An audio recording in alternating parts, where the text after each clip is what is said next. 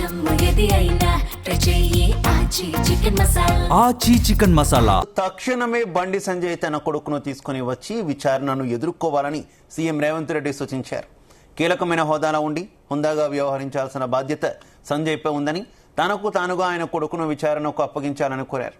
POCSO case విచారణ కొనసాగుతుందని, బాధితులకు అండగా ఉంటామని హామీ ఇచ్చారు సీఎం రేవంత్ రెడ్డి. ఈ కేసును నిర్లక్ష్యం చేయడం లేదని, బండి సంజయ్ కొడుకు మీద కేసు నమోదైతే బండి సంజయ్ను అరెస్ట్ చేయాలా అని సీఎం ప్రశ్నించారు.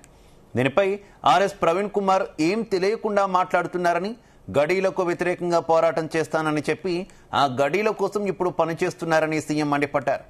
అమ్మాయి సర్టిఫికెట్లు సేకరించామని తెలిపారు. ఆధారాలు సేకరించామని, ఆధారాలు దొరికితే చర్యలు తీసుకుంటామని చెప్పారు. హడావిడిగా తనపై కేసీఆర్ కేసు పెట్టినట్టు మేం తొందరపాటు చర్యలు తీసుకోలేదని అన్నారు. బండి సంజయ్ కాదు, ఎవరైనా తమ బాధితులకు న్యాయం చేస్తామని సీఎం స్పష్టం చేశారు.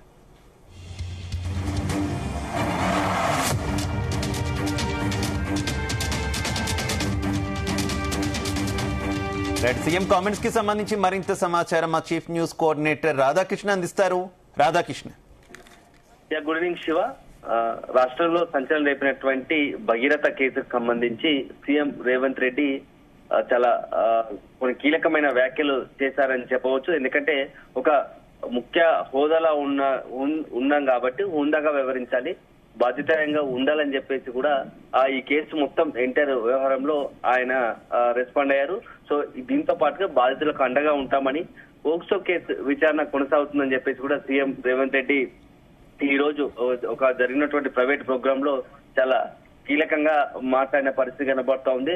సో 8న అమ్మాయి తల్లి ఫిర్యాదుతో కేసు నమోదు చేశాము. ఆ తర్వాత ప్రధాని రావడంతో పోలీసులు బందోబస్తులో ఉన్నారు. సో 11న మళ్ళీ అమ్మాయి నుంచి స్టేట్మెంట్ తీసుకొని పోక్సో కేసు నమోదు చేశాము. అమ్మాయి స్టేట్మెంట్ తీసుకున్న తర్వాతే కేసు నమోదైంది. మాకు ఎక్కడ కూడా అందరూ ఒక్కటే, తప్పు చేసిన వాళ్ళు ఎవరిని కూడా వదిలిపెట్టేది లేదు.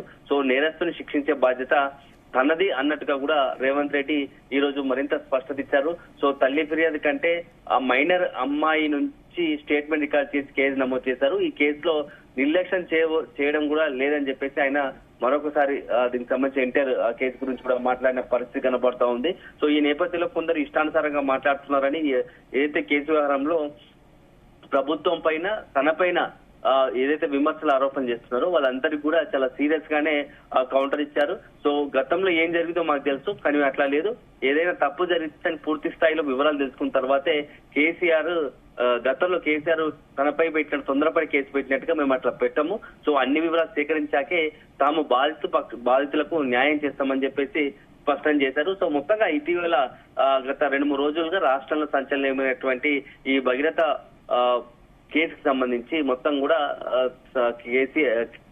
మొత్తానికైతే రేవంత్ రెడ్డి తన మనసులోని మాట ఈ రోజు కాంక్లేవ్ ద్వారా ఒక ప్రైవేట్ ప్రోగ్రామ్ లో బయట పెట్టిన పరిస్థితి కనబడుతుంది. సో దీంతో పాటుగా అనేకమైనటువంటి రాజకీయ ప్రస్తుతం ఉన్నటువంటి రాష్ట్రంలో నెలకొన్న అనేక తాజా రాజకీయ పరిణామాలపై కూడా చాలా హార్ట్ఫుల్ గా రేవంత్ రెడ్డి మాట్లాడిన పరిస్థితి ఉంది. సో నాకు అసంతృప్తి ఉండదు, నేను ఎనర్జెటిక్ గా ఉంటానని చెప్పేసి కూడా ఒక రకంగా తన సంబంధించి ఎవరైతే ప్రత్యర్థులు ఉన్నారో, రాజకీయ ప్రత్యర్థుల నుంచి ఇతర రాజకీయ పార్టీకి సంబంధించినటువంటి వాళ్ళు ప్రతిపక్షాల నుంచి వస్తున్నటువంటి విమర్శలకు తడ కౌంటర్ వేసినట్టు పరిస్థితి కనబడుతుంది.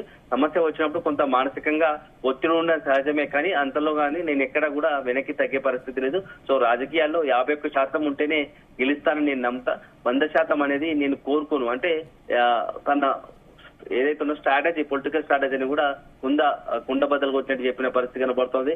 నేను జూబ్లీహిల్స్ నుంచి గ్రామాల్లోకి వెళ్ళిన, నేను పారిశ్రామిక రంగం నుంచి గ్రామ స్థాయి వరకు అన్నిటి చూసిన వ్యక్తి కాబట్టి, సో నాకు ఎక్కడ ఏ రంగంలో ఎట్లాంటి గ్రోత్ ఉండాల్సిందో నాకు ఒక స్పష్టమైన అభిప్రాయం ఉంది. సో దానికి అనుగుణంగానే భవిష్యత్తులో కూడా ముందుకు తీసుకెళ్తామని చెప్పేసి చెప్తున్నారు. అదే సందర్భంలో ప్రభుత్వానికి సంబంధించి కాంగ్రెస్ ప్రభుత్వం సంక్షేమ నిరంతర ప్రక్రియ, సో అది కొనసాగుతుంది. దాంతో పాటుగా సంక్షేమాన్ని అభివృద్ధి అనేది ప్రణాళిక ప్రకారం చేయాలి. సో దాని గురించి కొంత సమయం తీసుకున్నా ఒక్కొక్కటిగా అన్ని భవిష్యత్ తెలంగాణను మరింత ముందు వరుసలో దేశంలోనే నెంబర్ 1 గా ఉంచేందుకు అన్ని రకాలుగా ప్రణాళికలు రచిస్తున్నామని చెప్పేసి కూడా చెప్పిన పరిస్థితి కనబడుతోంది. సో దీంతో పాటుగా ఇంకొకటి చాలా ఇంపార్టెంట్, అత్యంత కీలకమైనది, ఎందుకంటే గత ఆదివారం తెలంగాణకు హైదరాబాద్ మోడీ వచ్చిన సందర్భంగా ప్రధాని మోడీ అదే విధంగా ఒక ప్రభుత్వ కార్యక్రమంలో ఇద్దరు అభివృద్ధి కార్యక్రమాలకు సంబంధించి అటు మోడీ ఇటు ముఖ్యమంత్రి రేవంత్ రెడ్డి పాల్గొన్నారు. సో ఈ కార్యక్రమం పైన కూడా వచ్చినటువంటి వ్యాఖ్యలు ఏదైతే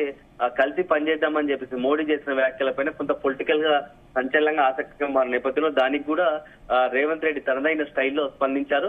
సో ఒక ప్రభుత్వాల పరంగా పనిచేయాల్సి ఉంటుంది. సో నేను గతంలో ఎక్కడ కూడా ఈగో పోదలుచుకోలేదు. నాకు అల్టిమేట్ గా తెలంగాణ అభివృద్ధి ముఖ్యం కాబట్టి తెలంగాణకు సంబంధించిన కేంద్రం నుంచి రావాల్సిందిగా ఏవైతున్నాయో వాటిని తెచ్చుకోవడానికి నాకు రకాలుగా అన్ని రకాల ప్రయత్నం చేస్తున్నా. సో కేంద్రంలో మోడీ ప్రభుత్వం ఉంది కాబట్టి ప్రధానిగా మోడీ ఉన్నారు కాబట్టి అతని దగ్గర నేను ఆ రాష్ట్రానికి కావాల్సినటువంటి నిధులు కావచ్చు ఇతరత పెండింగ్ అంశాలను సానుకూలంగా దాన్ని మొత్తంగా కూడా సమస్యను పరిష్కరించుకోవడానికి కలిసి పనిచేయడానికి ఎక్కడ కూడా వెనకాడనని చెప్పేసి కూడా ఈ విషయంలో కూడా చాలా క్లారిటీ ఇచ్చారని చెప్పవచ్చు. సో దీంతో పాటుగా ఫ్యూచర్ సిటీ మూసీ సంబంధించి రివర్ ఫ్రంట్ ఏదైతే మూసీకి సంబంధించి సుందరీకరణ పైన కూడా ఎక్కడ కూడా తగ్గేది లేదు.